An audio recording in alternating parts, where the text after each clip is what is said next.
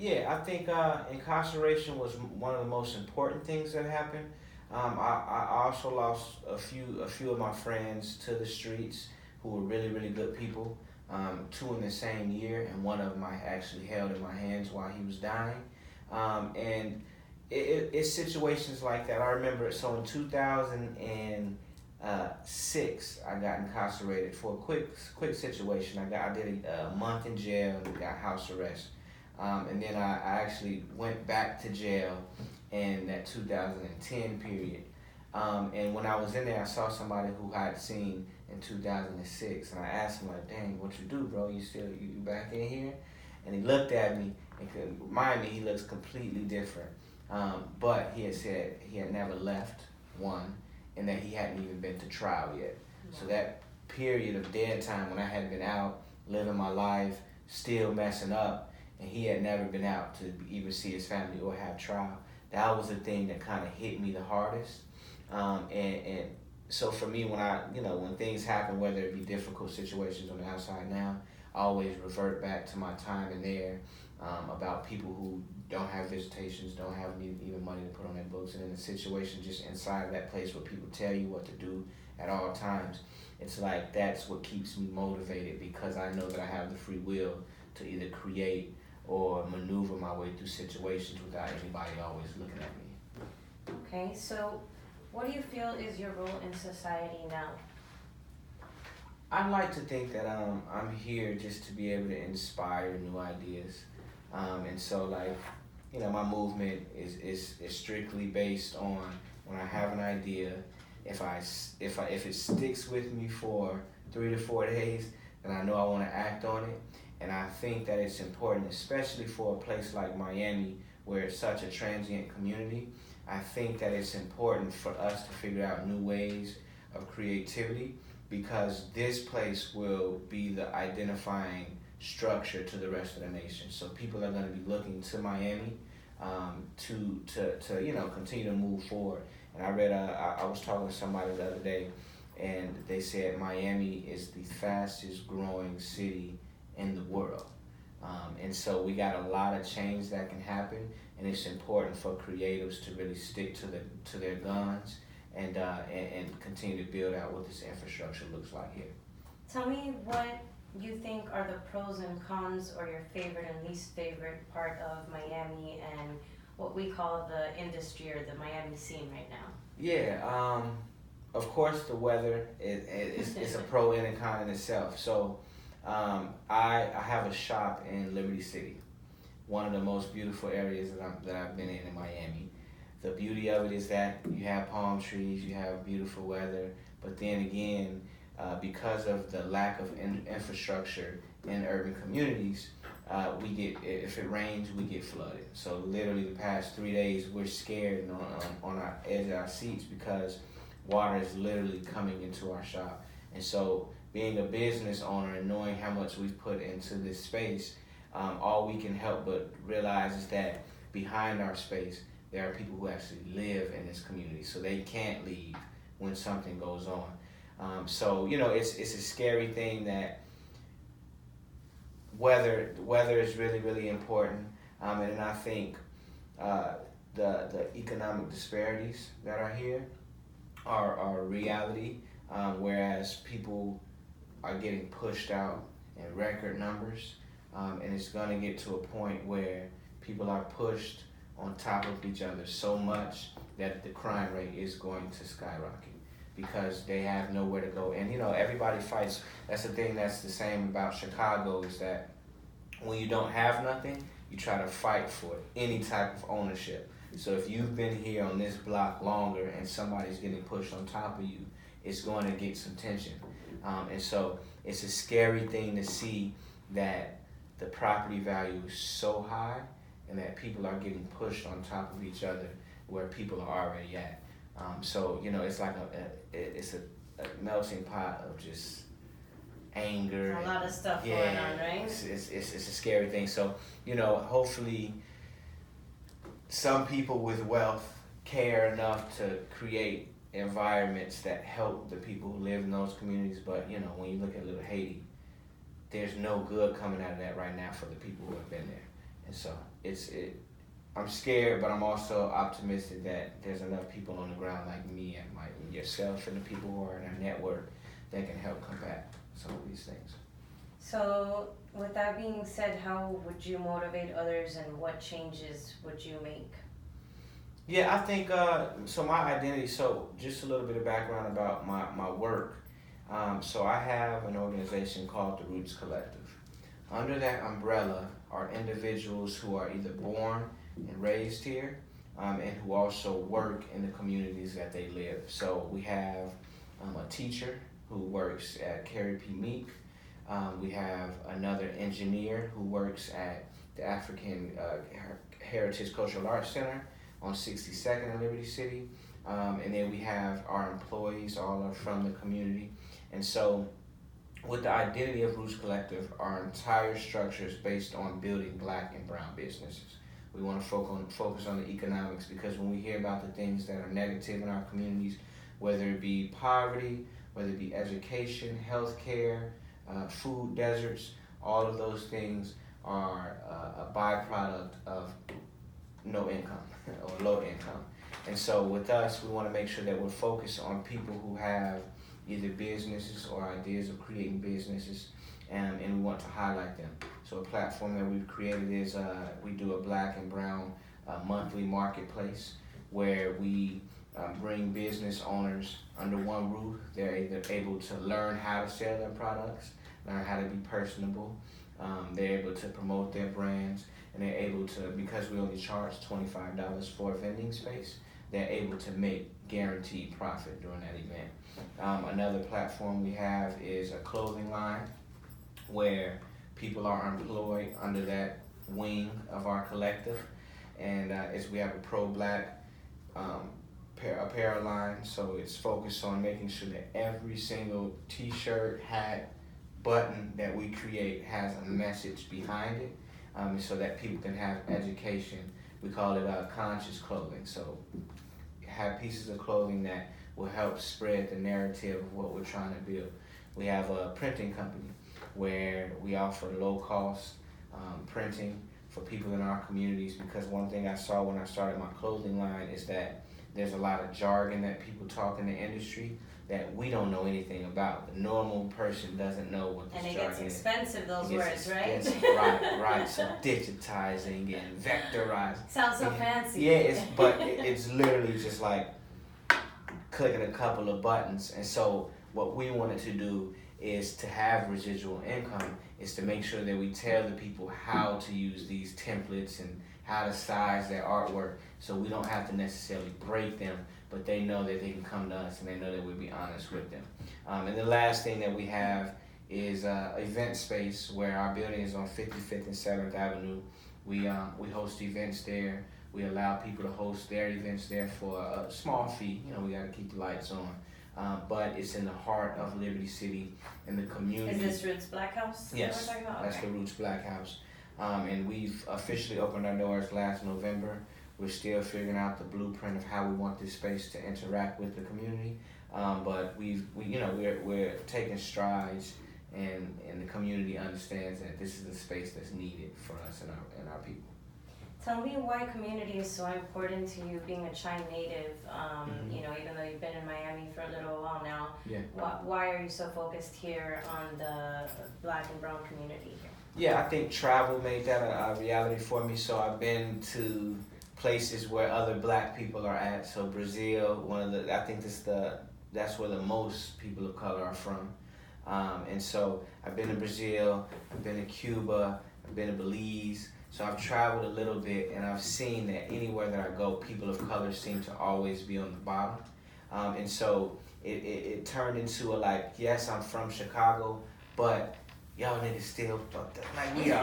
You know what I'm saying? So it was like, man, it was important for me to be like, all right, if this is the same thing that's happening across the world, we definitely gotta try to just focus. And you know, people say all the time that I'm anti-white. That's never the case. It's just that if nobody focuses on people of color, then who will? Because it damn sure won't be a white person that, you know, has empathy for us. Like, we don't need those type of handouts. So I think it's important for individuals like myself and my business partners to give back. And you know that we're shaking things up in the sense that my business partner, a lot of people would consider it ratchet, but he hosts one of the biggest pool parties in Tallahassee, and we're just now bringing one to Miami in July. But it's a pool party, but people fail to realize that during that pool party, there are over 30 people who are getting fed off of this event happening, and all of those people are people of color. And so it's just with anything that we create, we make sure that there's definite give back to the people who support us and continue to help us grow. Talking about being a creative and how you have business partners and employees and all sorts of other types of people who are working with you, tell me a little bit of the collaborations that you've done, what you're currently working on, and who you're working with. Yep. So for our most recent marketplace, we've been working with the Opa-locka CDC. They've been helping us. You know, the thing with us, we don't have a lot of money, and so collaborations are the most important key to building in Miami. And so we've worked with Opa-locka. We have Keon Hardiman, who's the commissioner over Liberty City. He's always helping us out, trying to move things around. A current partner that we've had is the Liberty City Trust, who they're over a lot of the initiatives that we're trying to create. So we're trying to get in possession of a butterfly garden that we can host our own marketplace from, and that's under the works right now. And I think, to be completely honest, if you ever get a chance to come out in space, you'll see that the Black House isn't the Roots Collectives. It's literally touched by so many different hands, whether it comes to the painting in the front of the shop, which was done by Naja, who is over a group called the Black Family. The painting and our murals that are in the shop were done by people from New Orleans who came during what we call Black Basil and did the artwork on our spot. The back area we kind of transformed and made it look like a Wynwood vibe. That was done by a doctor and a young lady who is just amazing. She's a creative, Angela and Armin. So everything that we do is based on collaborations. I think that, we just tried to put a name to everything that we've been moving and touching. So yeah. Is there maybe somebody that you would like to collaborate with in the near future that you haven't yet? Good question. They might be listening, you know. Right. Good question. Not off top. I think one partnership that I do want to lock in is over at the CIC building. They're on 2026 or something in Northwest 7. I'd like to. We got some talks happening, but I'd like to solidify that relationship. Okay. Because I got some big plans that I'd like to do at that facility. It's a beautiful facility, and they just now finished it up. So I'd like to work with the CIC because it'll benefit a lot of people in our network if we lock that in. It seems to me like this began as sort of a passion project just because of the different experiences that you had gone through. And I think that us creatives, we always start with something that has nothing to do with business and nothing to do with making any income. It just really fulfills us and makes us happy. But eventually, down the line, things like this become some sort of business. Yeah. What do you hope to accomplish, professionally speaking, with the Roots Collective and everything that's under the umbrella? Our goal is to everybody who's in our immediate network, so the people who have been there and the people who have helped build this brand out, I'd like for all of us to be paid by the Roots Collective. Okay. That's the most immediate thing, because everybody who's a part of the Roots Collective cares deeply about this thing, and so to be able to get paid off of our passion, which is, and that's the thing. The Roots Collective doesn't have just one identity. So like I said, we have engineers, we have teachers, we have other creatives, we have artists. So if we can create a lane or an avenue for each of those individuals. Everybody has their niche. Just have their niche and to continue to make it grow, I think that will make sure that we're solidified and that we don't have any stress in the world, because the Black House right now operates as a hub where we can just sit, we vibe, we argue, we network, we play games. Like it's a kickback, you know what I'm saying? But we able to get work done. And anybody who comes in, we have our building is connected to another building, and so those people that run that business, they come and they kick it with us and they're able to relax. And you know, when you see it, if folks can stop by and actually see the space, you'll see what I mean when it feels like home. Tell me about the brand itself, Roots Collective, and why Roots? I mean, for me, it's a little bit self-explanatory. Right. But what does that name mean to you, and why was it so important for you to make that your logo and your brand? Yeah, so a couple of things. So I was really big into like reading everything Black and studying on my ancestry, and so the initial thing was Sankofa, so you got to reach back and get it. And then the second thing why Roots was really important to me is that one, you got to trace your roots, and two, I always tell folks that no matter what you put on top of some roots, whether it be concrete, a house, doesn't matter. They're going to break through, and there's no stopping them. And so that's what I see about myself and the collective. We can infiltrate spaces. I can change my lingo up when it's necessary. We can have the meetings that we need. But at the end of the day, we'll be in every room. No one can stop us. We're going to continue to spread out. And, you know, before you know it, we'll be in Atlanta. We'll be back in Chicago and New York. And you know, once we create that identity, there's no stopping us. The only thing that can stop us is us. Tell me about your personal style and what you think sets you apart from everybody else who's trying to do these types of movements here in our community. Yeah, I think the biggest thing is that I do not sugarcoat. So, yeah, I some of the clothing I have is one shirt I have is Crackers Lie a Lot and Gringos Lie a Lot. And the thing is, it's like I do things that people may be scared to do, but they're supportive of. So like a person who works in corporate America can't necessarily wear a Crackers Lie a Lot shirt, but they can feel me. And when people see that, they know that's how I feel. And you know, it's not to incite anger. It's a reality check for a lot of people. So there's oftentimes I wear that shirt in white spaces, and they look. Because you want to make them think, right? Yeah, and they look and they're like, "You're right." Yeah, I get it. You're right. Yeah. And so and my thing is that it can do two things. So one, for a scared person, it can build barriers. For an unscared individual who just wants to learn, that's going to start dialogue. And so people can connect. I was about to say, like, have you had anybody, spark some sort of conversation because of it? Absolutely. And, a lot of the questions are initially like, don't you think that it's going to be a problem? And it's like, no, you weren't upset. Like, and the root of it is that we, like, crackers for Black people is like, you cracking the whip. It has something to do with slavery, and all white people aren't crackers. People who are in power, who oppress people under them, are crackers. Right. And so a lot of the people who I personally walk around, I don't have money to be on Fisher Island. Those are a lot of those individuals would be crackers, or people who invest in private prisons are crackers. And so I think once we start to understand that, yes, come talk, like this is an invite, because walking down the street, a person might stereotype me, but then when they see this shirt, and I have messages through all my stuff, but if you're, come up and talk to me, then we can build that relationship and see how we can, have greater ties together. Define success in your own words.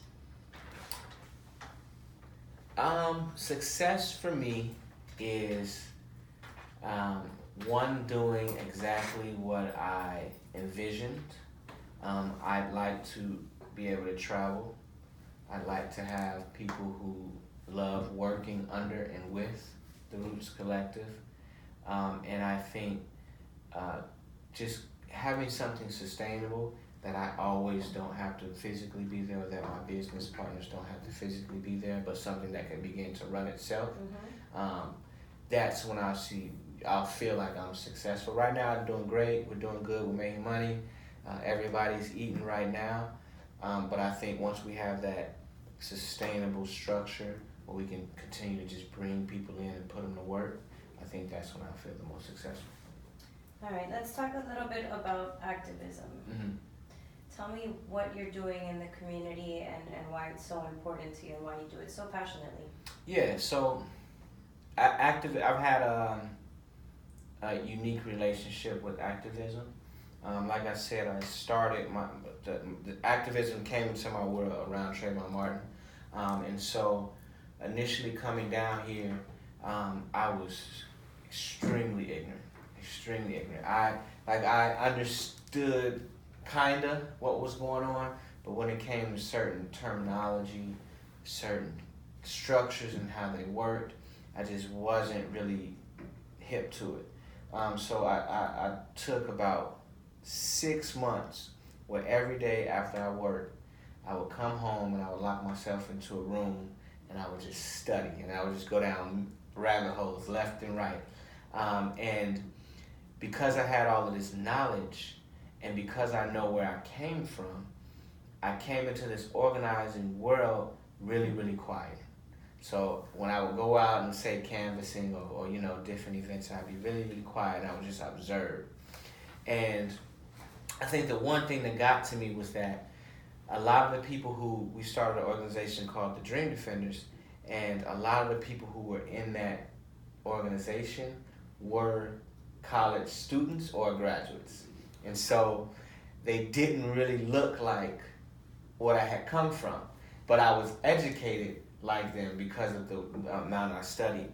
And so doing organizing work in the communities, it was really difficult for me to tell people to, one, get out and vote or to, sign a petition. And it's like, this nigga's not finna sign a petition because he might have a warrant out. So I'm looking at this in a realistic view, and I'm like, man, we gotta start being a little bit more stealth with how we operate and how we organize. So there was another phase in my activism where I had gotten angry at all of the things that were holding people of color back. I was in Immokalee with folks who were in the fields picking the fruits and the vegetables for the McDonald's, and I would go to immigrate through immigration conferences and everything I was touching, and I got angry, and so I started to overly voice myself. So I would be getting arrested. I would be, fuck you police, like it was extreme. And then I started to realize that I was tiring myself out.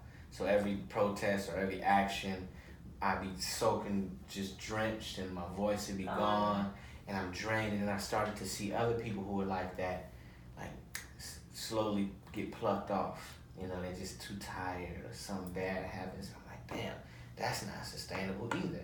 And also, I was broke. I was like one of the main people out there, but I would still go home, and I was broke. And so forming the Roots Collective team is like, okay, how can we organize strategically, not die off, and also make some damn money? Because we could talk about capitalism all day. We gotta eat, right? We gotta eat. And it's like, so where I'm at now is, it used to be like, I don't want to touch money because that's capitalist thinking. But now it's like, no, I'm touching money. All of the money. And we need lots of it. My give back is making sure that we set up structures that help the community out. So the thing with capitalism is that it takes, and it just builds off the labor of people. And so my thing is that we're going to take, but we're going to, one, work for it, and we're going to also continue to create structures. So we can give back, right? So we can give back. So in like 2 weeks, we're going to start a car wash because we got kids that come to the Black House every day and they have no money and they need a space that's safe to be, and they want to work, so car wash, okay? We got the money because we just did we're doing conferences for people and we're printing materials, so okay, we're going to use that money to make sure that we can get all the supplies that they need to help fund them. So I think I just went on a rant, but No, but that's a good segue because I also want to talk about the different events that you put together because I know you have different days, different types of events. So just tell me about what you have going on. Yep. So one of the most steady events, and I'm proud about it. And Jay Howard, he's one of the most amazing artists I've ever witnessed. He's a singer, musician, comedian. He's a all around he's just amazing guy. I think he belongs in the 70s, 80s for sure. He's just like but every second and fourth Wednesday, he hosts at the Black House, which is 55th and 7th Avenue. He hosts an event called Low Key Wednesdays, and it's an artist display. Not only does he perform, but he also brings black vendors out. He also brings other black and brown performers out. And it's just a safe space where people can come, vibe out, relax, get in there, create. It's people who come that are maybe shy to sing or to dance or to feel just free, and he's able to pull that out of them. And so that happens every second and fourth Wednesday. Okay. And then we just started up a Kickback Fridays. So every single Friday of every month, we do a kickback where we have local vendors come out. We have games, so whether it be Uno, spades, dominoes, and we play a video game in the front. And it's a display of just the beauty of black. People just come and they're able to really kick back and just feel safe outside of having to always go to the Wynwoods or go to the South Beaches. Because the thing is, and what we identified is that most of our people who are like creators and DJs, we go to Wynwood to hear them. And so we were like, what does it look like to create a place where all of our people can come and we don't have to spend that excess capital somewhere else, but it can tie back into what we're building out. Community and what we are. Yeah. Okay. What about the vendors and the different other resources that you make available at these marketplaces and at these networking events? Yeah, I think the networking speaks into itself. We have a great balance of individuals. So because I was in the political world, we got a lot of political folks and intellectual folks, my business partners that are born and raised here, been to FAMU, been to Arizona for school. And so they have the streets. They got the people who are from here. And so when you see that mix of people in one space, it's difficult because, we used to call it flourishing. Like everybody has their vices, and just walking past or sitting next to somebody is gonna be a conversation that's being had because there's no pressure to be like, I hate networking events where you're going there to network. It's like it's you have unorganic. That pressure of like I have to meet somebody. Yeah, and it's unorganic. You know what I'm saying? Like I meet my closest friends on just like being at an event and saying like, damn, I hate this goddamn fake. Like that's the so if you can just come to a space and you're like, can I just see it lighter? There's a relationship built off of that. And so again, I lost my train of thought, but having a space where people can just come and that networking thing is like it's. But you have all types of vendors and different organizations and local businesses. Mm-hmm. Okay. And a lot of these are startups, so they're using this space as trial and error. And so like with the marketplace, one of the biggest things that we had is that these folks come up with amazing businesses, but we because we're so passionate about what we do, well not me per se, but people who create businesses, they think that visitors are supposed to just automatically spend money with them. That's not the case. Like you got to engage people. That's why Hannah's really good. Like if she's at a market. Oh, she's engaging. She's like, check it out. Try this on. Smell this. You know what I'm saying? Take a stick. And that's a lesson that people have to learn by experience. And so you got to mess up. You got to learn how to flow. You got to know when to pull and let go of people, you know. So you got even something so simple as setting up a table, right? Yeah. At one of these events. Yes, and in the marketing. So like, yeah, sticker. Have some stickers out. Put a tip, and that's what we're able to offer. So with us having a printing company, you don't gotta spend $350 on a tablecloth. Holler at us. We get you right for the low. You know what I'm saying? So we're literally. So you're the plug, huh? We're the plug, but we're circulating the black dollar. And the one unique thing that we're getting ready to do for when we get the location that we want is that we're going to do a barter day. And so the marketplace is going to be specifically for people to barter their services and their goods off. So there's, and the reason why the idea came is because we do printing, a partner of ours, or a sister of ours, Passion, she needed she needed printing, and my business partner wanted some photos from her.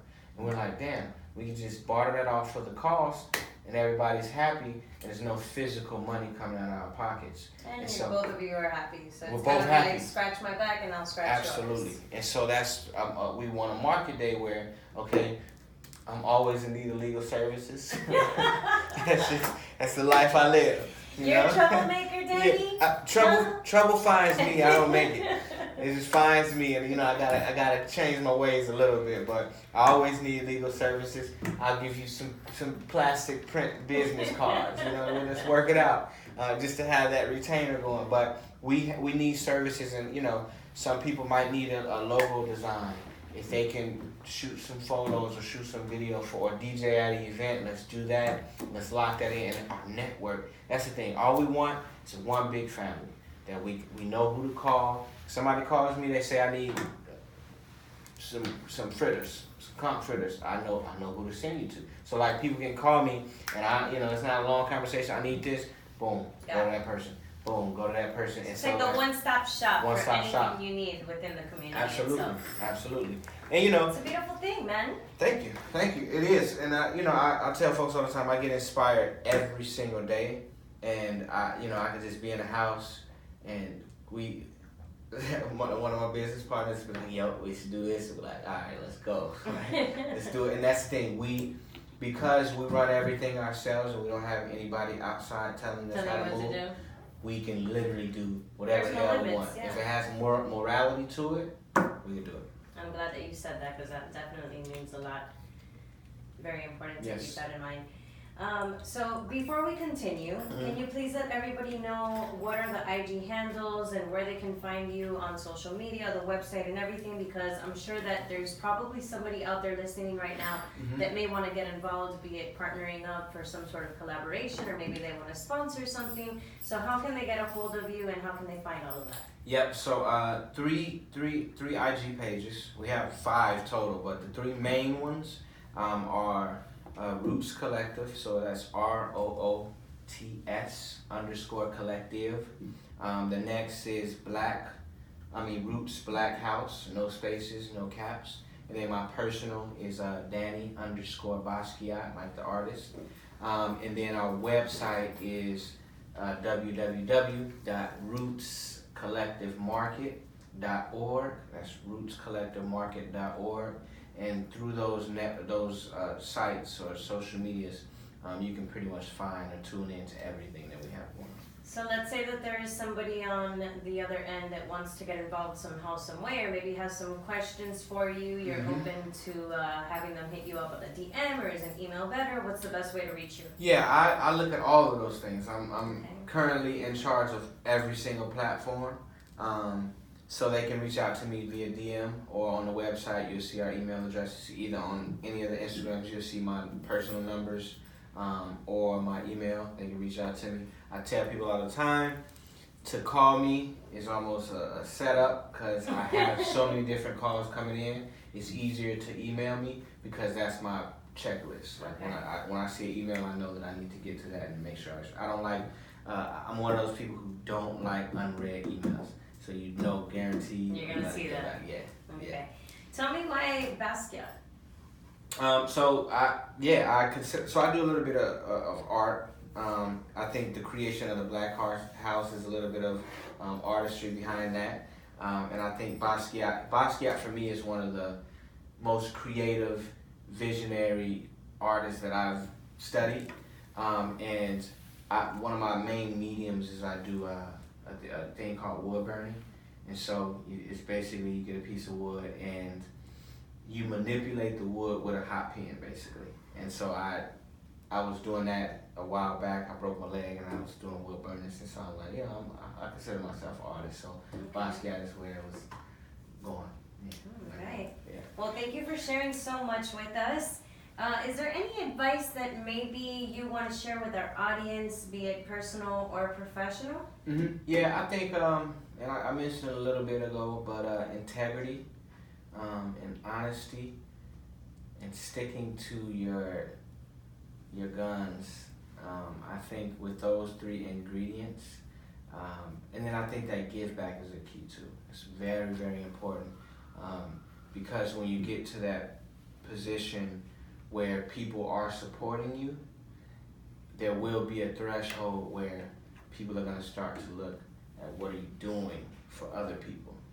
And so I think with those four things, there's no way you could be unsuccessful with whatever endeavor.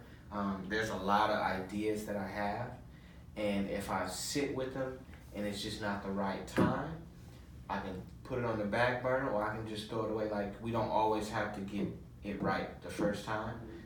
It's several things that, and I still think some of them could work, but it's just like in due time. But yeah, just sticking to your guns and being honest, having integrity, and having that give back. You gotta take your time to do it right. If not, you gotta take the time to do it all over again, Absolutely. right? Absolutely. Doing it right is, when you're an entrepreneur starting your own business, there is no necessary do it wrong situation. Like, it's mess ups, but build on those mess ups and just don't. I was very adamant about starting, me and my business partners were very, very adamant about funding everything ourselves starting. And when we were to a position where we could take some outside capital, we didn't take too much. Because debt for a new business is the absolute worst. Yeah, unless you know you got a gold mine. But having debt early on, that could be the killer of your business before you even realize it. And there was earlier this year, it's just transparency. Like, early this year, I got a really big job. Things didn't go all the way right, and if I wasn't positioned to like move some things around, that could have really put a damper in the business. So yeah, just don't. That is a no. So we funded everything, and luckily we were able to fund things ourselves. And then multiple streams of income. We got 5 ways. Just hustle, right? Yeah, just hustle. Streams of income are important because, one thing might not be doing it as successful, but it's also don't bog yourself down. All of our identities tie back into each other. So, okay, you got clothing, why not have your own printing? Right. A marketplace, why not sell the clothes that you're printing at the marketplace? So like you don't want to spread yourself too thin either. Exactly. So all of our things tie into each other. And like the Black House, let's house everything that we have going on inside the space. So it works. But like I don't have a car dealership and a clothing line because it's too much too far. So just make sure everything makes sense. Good. All right. Any shout outs you want to give before we go? Shout out to everybody who has supported me. Hannah, thank you for this connect. Shout out to Smoke Signals Studio. Shout out to the Black family. Shout out to Jay Howard and the Experience. Shout out to All Like Minds Media. Shout out to Carrie Meek Foundation, Miami Boys Pool Party. It's people I'm missing, but those are the folks who have stuck around through the storm. So shout out to all y'all and everybody who's supportive, and everybody who I'm gonna meet. So hopefully. All right, sounds good. Well, I wish you the best in whatever the future holds for you. I can't wait to see everything that's going on with you. I'm definitely gonna have to stop by one of these events soon. But thank you so much for coming to Girl Talk Radio. You guys can find us here on Miami Underground Radio every Monday, 7 p.m. Eastern Standard Time. We will be moving to a different studio, so you guys gotta stay tuned so we can give you all the details on when and where you guys will be able to tune in the near future. But for now, this is your girl Dre Mob. You can find me on the gram at 305_brownie. Make sure you guys are following us on IG at GirlTLK Radio. That was Danny Agnew with the Roots Collective. Thank you so much for joining us. Thank you for having me. I enjoyed it.